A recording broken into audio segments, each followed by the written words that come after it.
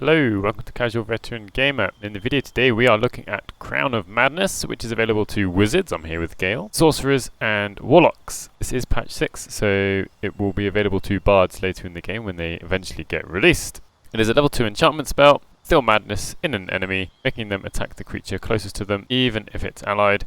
Saving throw is Wisdom, requires concentration, and the range is 60 feet. So I'm going to get Gale to try and use this.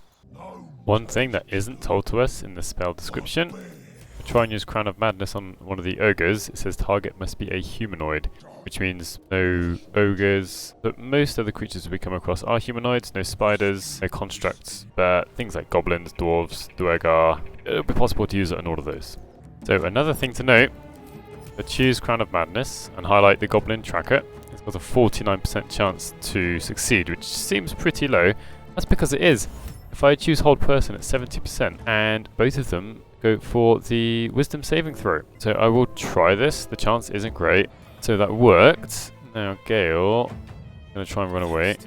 Hide.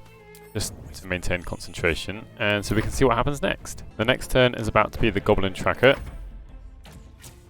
And even though it says it's supposed to attack the nearest enemy, it went straight for Shadowheart. I think there are some details missing in the description, because really I think it should be saying that making them attack the creature closest to them, even if it's allied.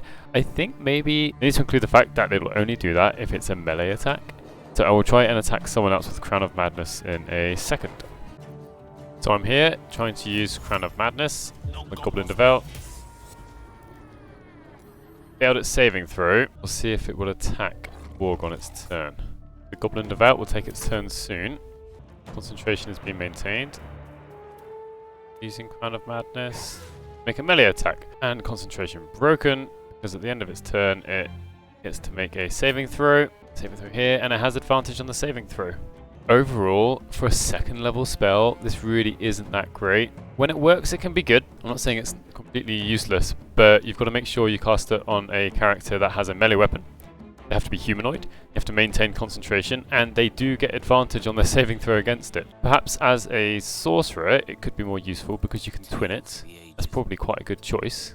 So overall, I'm kind of unimpressed. I would rather just use hold person for the most part. Sure, it can be nice if they do extra damage, but there's no guarantee that they are going to target an enemy, and you might be the closest enemy as well. I've had to position my characters very carefully to make sure that, just for this video, that there is an enemy goblin next to the Goblin Devout. Overall, I'm going to give it a 3 out of 10, just when compared to hold person.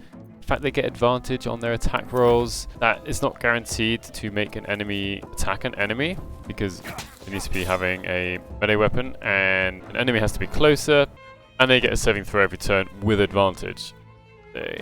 Not wholly impressed by this. Do let me know your thoughts, whether you take this, when have you used this effectively, because it's not all bad, but I would personally just rather take other spells, such as Cloud of Daggers here, and just kill the enemies. Obviously the goblins here, the Cloud of Daggers is actually quite good against goblins. Thank you very much for watching. If you've made it this far, please consider subscribing, and hopefully I shall see you in the next one.